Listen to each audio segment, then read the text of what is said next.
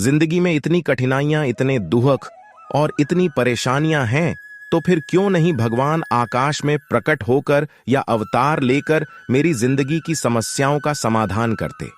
इन सभी प्रश्नों का उत्तर जानेंगे श्रीमद् भागवत गीता के एक श्लोक से, और इस श्लोक को समझने का प्रयास करते हैं एक कहानी की मदद से। एक लड़के का जन्म एक रईस घराने में हुआ।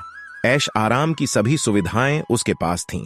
उसको कुछ भी करने की आवश्यकता थी ही नहीं, और वो यह करता भी था, यानी वो कुछ भी नहीं करता था। वह बहुत आलसी था। उसको बचपन से काम करने की आदत ही नहीं थी।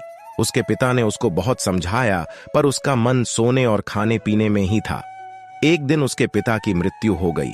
उसकी मां पहले ही स्वर्ग सिधार चुकी थी। उसके भाइयों ने उसे यह कहकर निकाल दिया कि वो कुछ नहीं करता, और उसके भाई सारी उम्र उसे खिला पिला नहीं सकते।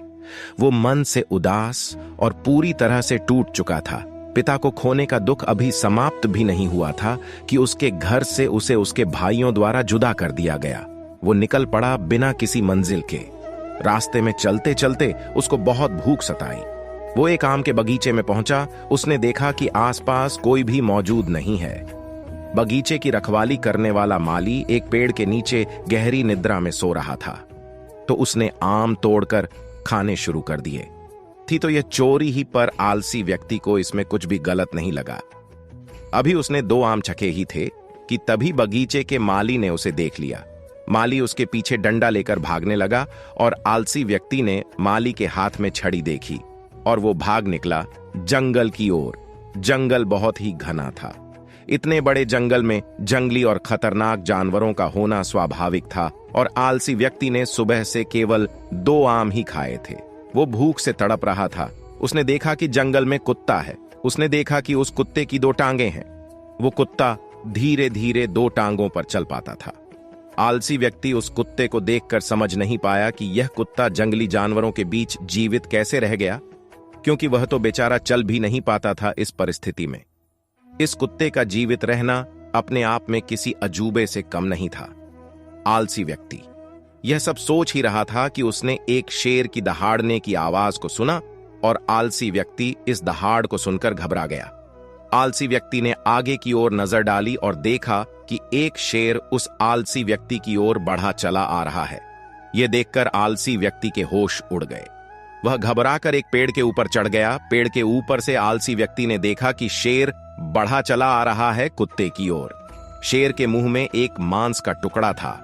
शेर के डर से सभी जानवर भागकर कहीं छुप गए, पर वो 2 टांग वाला कुत्ता सक्षम नहीं था भागने को। वो बेचारा तो ठीक से चल भी नहीं पा रहा था। भागना तो बहुत दूर की बात है। आलसी व्यक्ति ने भगवान से प्रार्थना करनी शुरू कर दी। हे भगवान, इस मासूम जानवर को बचा लो। शेर इसे खा ना जाए। लेकिन जो अगले पल हुआ वो हैरान करने वाला था।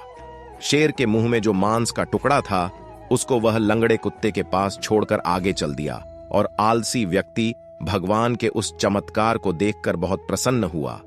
आलसी व्यक्ति ने मन ही मन सोचा कि किसी ने उससे कहा था कि भगवान सब कुछ करते हैं, तो उसको तो कुछ भी करने की आवश्यकता ही नहीं।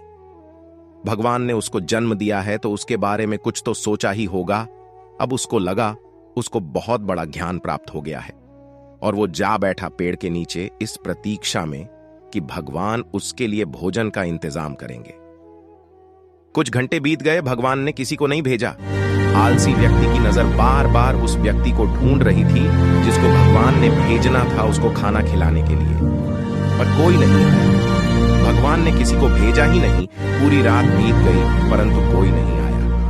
अब वो कब तक इंतजार कर सकता था। उसके सब्र का बांध टूट गया। उसने सोचा, आखिर भगवान हमें दुख क्यों देता है, और वो लगा जोर जोर के चिल्लाने, भगवान मेरी किस्मत में ही इतना दुख क्यों, इतनी तकलीफ क्यों? क्या बिगाड़ा है मैंने तुम्हारा? आखिर किस बात का बदला ले रहे हो तुम मुझसे? इस आलसी व्यक्ति की बात सुन ली। जंगल में साधना कर रहे एक साधु ने। वह साधु जा पहुंचे आलसी व्यक्ति के पास। आलसी व्यक्ति ने अपनी सारी बात उस साधु को सुनाई। पहले तो साधु महाराज ने आलसी व्यक्ति को भोजन कराया।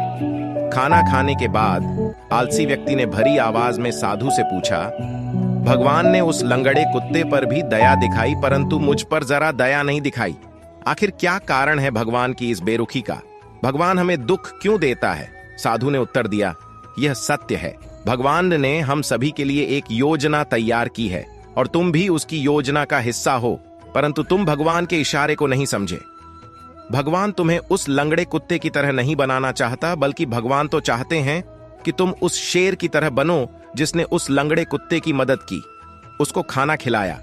सच यही है कि भगवान भी उसी की मदद करते हैं जो स्वयं की मदद करता है। भक्तों, सच यही है कि अर्जुन को भी अपना युद्ध स्वयं लड़ना पड़ा था।